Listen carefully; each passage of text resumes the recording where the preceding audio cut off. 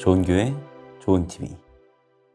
우리 성도님들께서는 하나님을 만났던 그러한 경험이 있으신가요?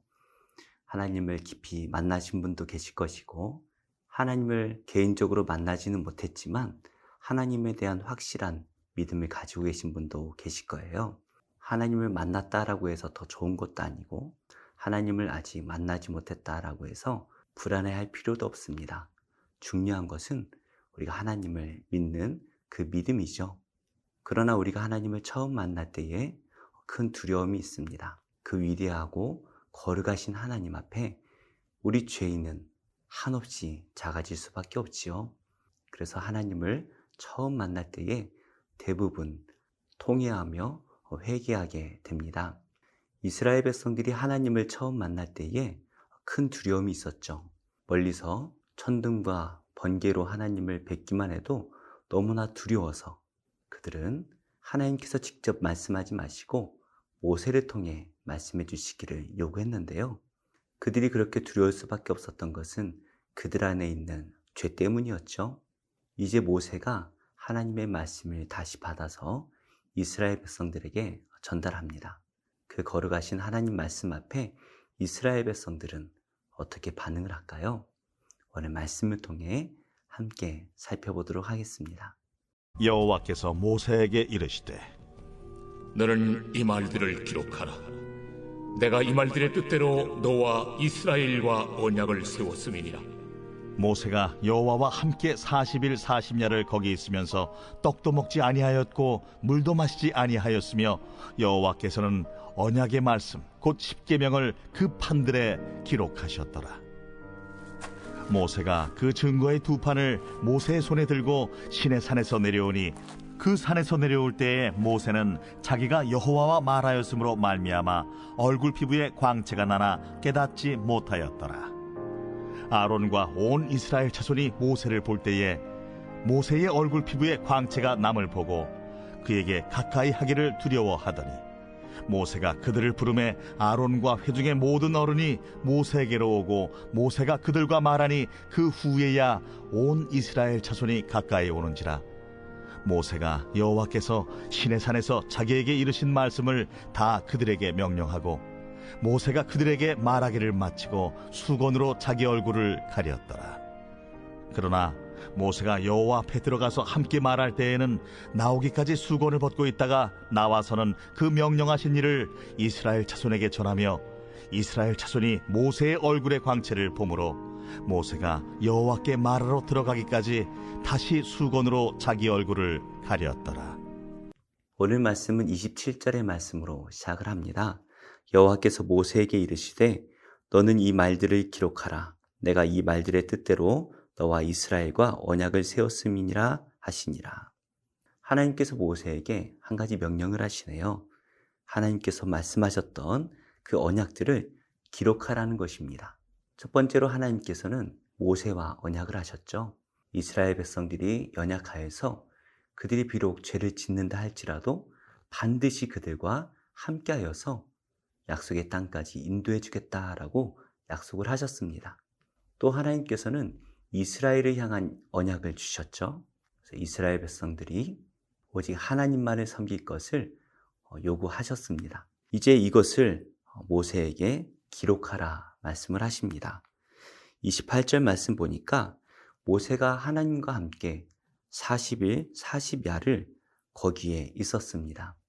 이전에도 모세가 40일을 하나님과 함께 있었죠.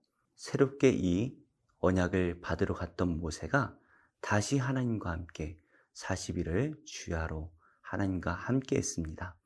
떡도 먹지 않고 물도 마시지 않았습니다. 그러나 모세가 멀쩡하게 살아있죠. 왜 그런가요?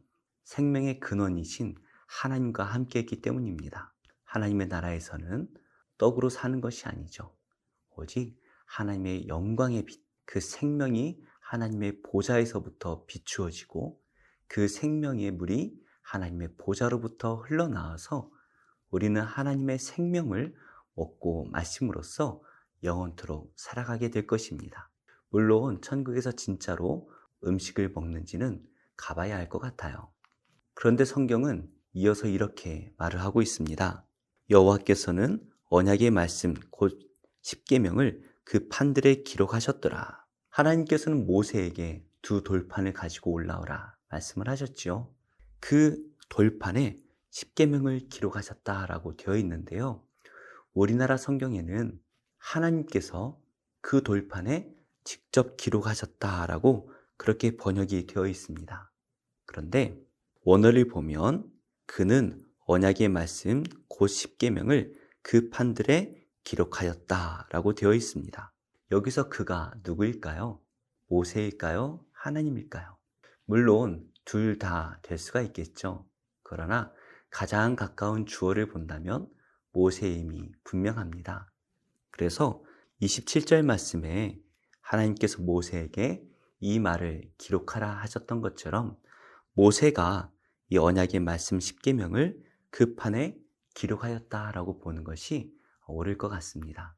하나님의 명령대로 이 십계명을 정성껏 그 돌판에 기록했을 것 같아요. 이것이 신학적으로 매우 중요한 의미를 갖습니다.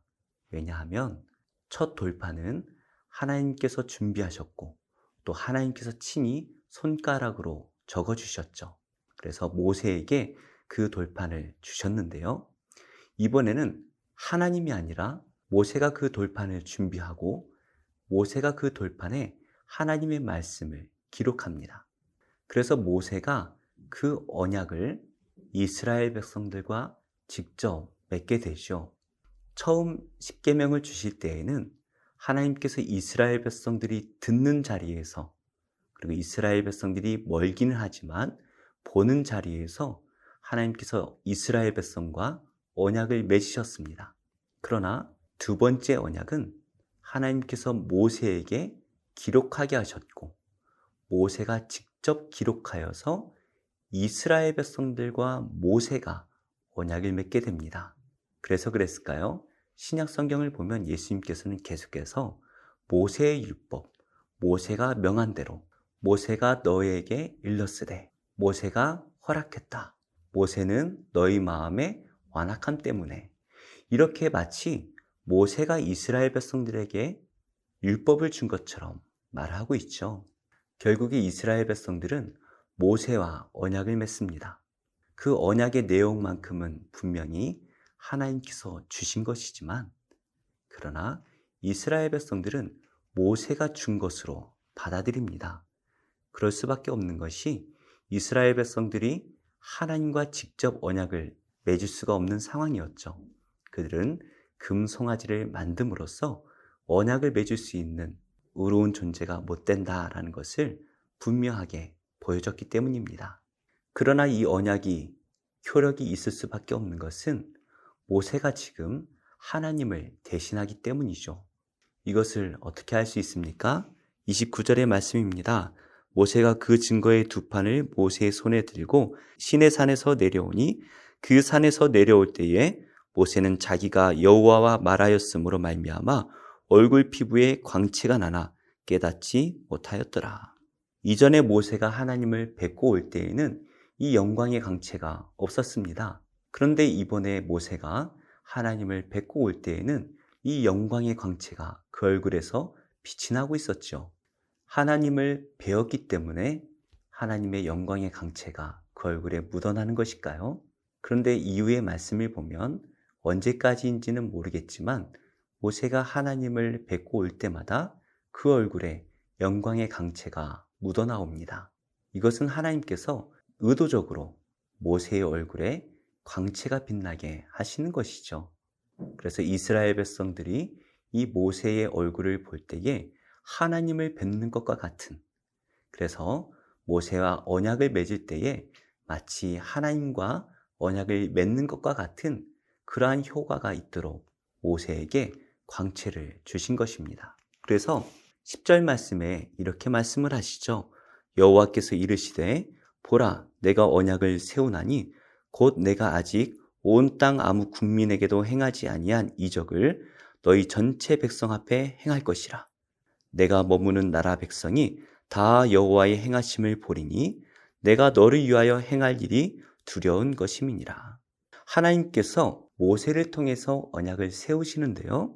아직까지 이스라엘 백성들이 한 번도 경험하지 못한 그 이적을 온 이스라엘 백성들이 보는 앞에 보여주시겠다라고 말씀을 하십니다. 바로 그 이적이 모세의 얼굴에 광채가 나는 것이죠. 그래서 이스라엘 백성들이 그 광채를 볼 때에 두려운 마음이 드는데 왜 두렵습니까? 물론 그 안에 있는 죄 때문에 두렵기도 하겠지만 하나님을 뵙는 것과 같은 두려움이 그 안에 생긴다라는 것입니다. 그래서 어떠한 결과가 나오나요? 30절 말씀 보니까 아론과 온 이스라엘 자손이 모세를 볼 때에 모세의 얼굴 피부에 광채가 남을 보고 그에게 가까이 하기를 두려워하더니, 결국에 하나님께서 계획하신 대로 이 모세의 얼굴에 광채를 보고 이스라엘 백성들이 두려워합니다. 심지어 모세의 형이었던 아론까지도, 이스라엘의 대표들인 장로들도 이 모세의 광채를 보고 두려워합니다.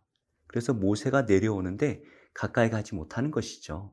하나님을 두려워하듯 이 모세를 두려워하고 있습니다. 그리고 모세가 그들을 부를 때에 아론과 그 장로들만 모세에게 나아가 모세와 대화를 합니다. 이번에는 하나님이 아니라 모세와 대화를 하죠. 하나님과 언약을 맺는데요. 모세가 대리인이 되고 있습니다. 그래서 모세가 대신 이스라엘 백성들과 언약을 맺고 있는 것이죠. 이렇게 아론과 대표들이 모세와 대화를 하는 것을 보고 그제서야 다른 이스라엘 백성들이 모세 앞으로 나아갑니다. 그때 모세가 이렇게 하죠. 32절입니다. 모세가 여호와께서 시내산에서 자기에게 이르신 말씀을 다 그들에게 명령하고, 하나님께서 직접 말씀하셨던 처음 언약식과 다르게 이번에는 모세가 이스라엘 백성들에게 하나님의 말씀을 대신 전합니다. 그러나 이스라엘 백성들은 그 말씀을 하나님의 말씀으로 받을 수밖에 없죠. 왜냐하면 모세의 얼굴에 하나님의 광채가 빛나고 있었기 때문입니다. 그래서 모세가 그들과 이야기를 마친 후에는 수건으로 자신의 얼굴을 가립니다. 이 수건이 어떠한 의미를 갖는지 고린도후서 3장 7절부터 18절의 말씀까지 자세하게 나와 있기는 한데요. 사실 이 구절이 이해하기 쉽지는 않습니다. 그러나 분명한 것은 하나님의 영광과 이 죄악된 세상을 가려주는 휘장과 같은 역할을 하고 있는 것이죠. 그래서 모세는 하나님 앞에 들어가서 하나님과 대화를 할 때에는 그 수건을 벗지요. 수건을 쓸 필요가 없습니다. 그러나 하나님과 대화를 마치고 나와서 그 하나님의 명령하신 일들을 이스라엘 백성들에게 전달하지요. 그 전달할 때에는 이스라엘 백성들이 모세의 얼굴에 있는 그 광채를 보면서 너무나 큰 두려움에 빠지기 때문에 모세가 수건을 덮습니다. 하나님의 영광의 말씀을 그대로 받을 수 없는 죄인을 배려한 것이죠. 그래서 이스라엘 백성들은 영광으로 다가오시는 하나님의 율법이 아니라 결국에 모세의 입에서 나오는 그 율법만을 바라볼 수밖에 없는 것이죠. 우리 또한 이스라엘 백성들과 같이 연약한 존재입니다. 이 율법들을 온전히 지킬 수 없는 연약한 육신을 가지고 있죠. 그러나 우리가 이스라엘 백성들과는 다를 수밖에 없는 것이 빛이신 예수님께서 이 땅에 오셨고 그 예수님께서 성령으로 우리와 함께 하신다라는 것이죠. 죄가 우리를 정죄할 때마다 우리는 두려워할 필요가 없어요. 왜냐하면 우리 안에 계신 성령께서 우리를 의롭게 하시고 새 언약의 직분을 감당하는 예수님의 온전한 제자가 되기 때문입니다. 오늘 말씀이 좀 어려웠는데요.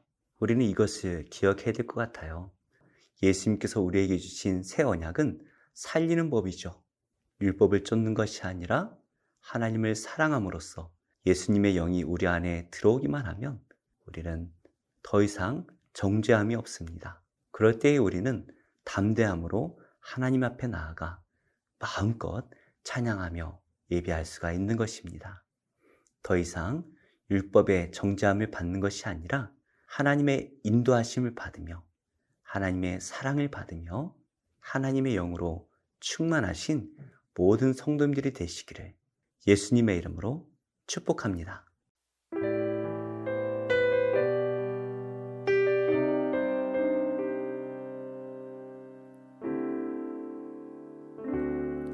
예수 우리들의 밝은 빛 은혜와 긍휼을 베푸시는 주 의의 길을 따라가는 주의 자녀들에게 항상 밝은 빛을 비추시네. 그는 구원의 주 하나님 공의로 세상을 다스리시네. 주를 경외하는 자들에게 부어주시는 놀라운 주님의 영광. 하늘에서 찬란하게 빛나는 주의 영광 이 땅에 오셨네. 어둠을 밝히고 새 생명 주시네. 영원히 빛나는 나의 예수님 높이 영광과 찬양 받으실 그 이름 경배합니다. 슬픔을 거두고 내게 자유 주시네. 기쁨의 노래를 영원한 나의 빛 예수께. 그는 구원의 주 하나님 공의로 세상을 다스리시네. 주를 경외하는 자들에게 부어주시는 놀라운 주님의 영광. 하늘에서 찬란하게 빛나는 주의 영광 이 땅에 오셨네. 어둠을 밝히고 새 생명 주시네. 영원히 빛나는 나의 예수님 높이 영광과 찬양 받으실 그 이름 경배합니다. 슬픔을 거두고 내게 자유 주시네. 기쁨의 노래를 영원한 나의 빛 예수께.